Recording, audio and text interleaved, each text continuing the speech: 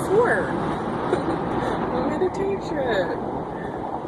What's been going on? So, last I left you, I was talking about how I might do some meditation before bed. And maybe split it up a bit. And I did that yesterday. Or I guess today, because it was after midnight by the time I meditated. Because I was doing it before bed. So I did, how much meditation did I do? I did 40 minutes, I guess. Which I can't even tell. I can't remember. It was more than a half an hour anyway. And what ended up happening was I ended up getting super agitated from it. Because I was just doing unguided meditation. I didn't feel particularly agitated during the meditation, but once I came out of it, I was very agitated and very much not ready for bed. So that was kind of interesting and frustrating because I had every intention of going to sleep. And then I decided, well, usually what tends to work for me to go to bed is to do a guided meditation. So I found a guided meditation on Insight Timer for Yoga Nidra. And that worked extremely well to get me to go to sleep.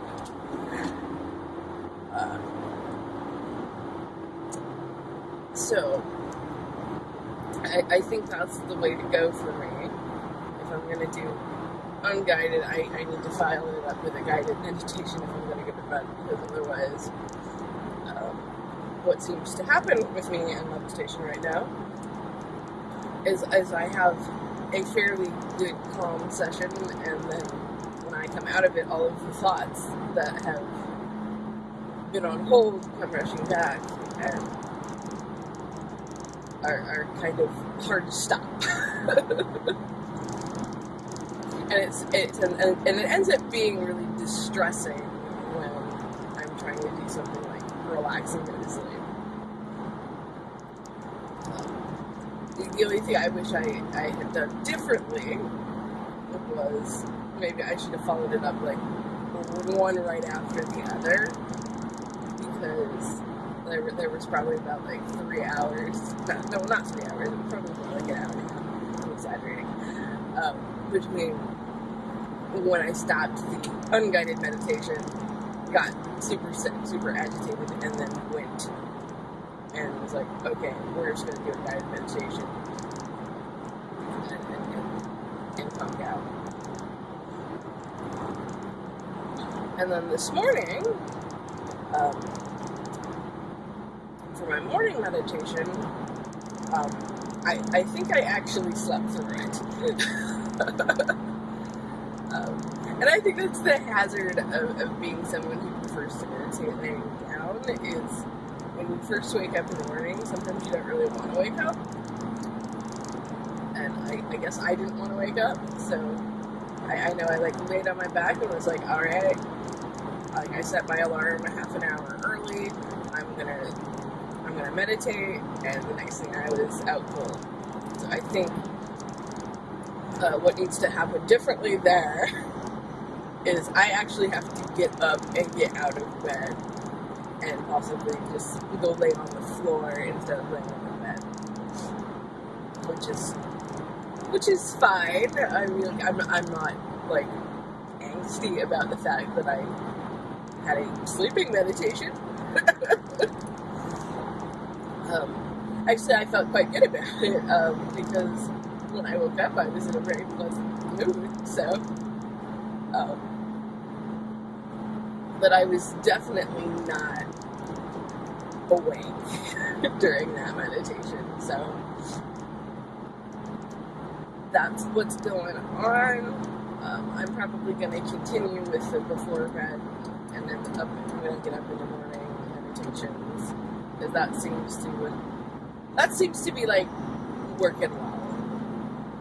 And yeah, everything's all good. Hope you have a great day whenever you end up watching this. So it's day 5, and I don't think I uploaded day 4 yet, so I'm probably going to just tack this on to the end of that video and give you a twofer. The day 5 meditation. Today was, I wouldn't, like, it was a struggle to get myself to, like, do it, because I felt like it just wasn't gonna happen well for me. So the night before, so last night, usually I do the evening meditation. I totally skipped on that. I went straight to bed and fell right to sleep, which was what my body needed, so that's fine. And then when I woke up this morning, I knew I needed to do my meditation, and my first reaction to that was like, oh, I don't want to do this. I don't want to do this at all. But I set my meditation timer and dove in anyway. And I would say I probably fell asleep is what actually happened. But not in a, like, deep sleep sense. It was kind of more like a lucid dream sense of sleep, because once I had kind of, like, relaxed and got in there, there was a lot of there were a lot of thoughts swirling around, but it wasn't like they were coming necessarily from my conscious mind. It was much more from my subconscious place. And the entire time I was having this, like, dream about how I was in New York City, and I was trying to get a hold of a friend of mine, and I'm gonna sneeze, so hold on a second. Excuse me. So I'm in this dream, and I'm in New York City. I'm trying to get a hold of a friend of mine, and I can't get a hold of them. Like, I'm sending them text messages, I'm calling them, and there's just no answer. And I have, like, this perception that, like, this person is a really good friend, and why are they not getting back to me? I'm only in New York for a limited time. Don't they want to see me? And this whole feeling of, like, chasing this person, trying to get them to respond back to me, and having this realization that, like, it's not about whether or not they care or don't care about me, because that was kind of, like, what I was, like, freaking out about in the dream. It's like, why aren't you getting back to me? Don't you care about me? Don't you care about seeing me?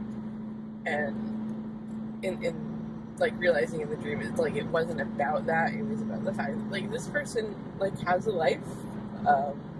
They are incredibly busy. They can't necessarily get back to me because they're busy, and it has nothing to do with the way they feel about me. Which has been, like, actually, like, a really common theme in my day-to-day life. It, like, the dream was just definitely a manifestation of that, and it's definitely something that I struggle with, because, like, there are definitely people in my life that, like, I care a lot about, and I want to spend more time with, and I'm certain they want to spend more time with me, but just, like, life stuff gets in the way. And like, that life stuff isn't necessarily an indicator of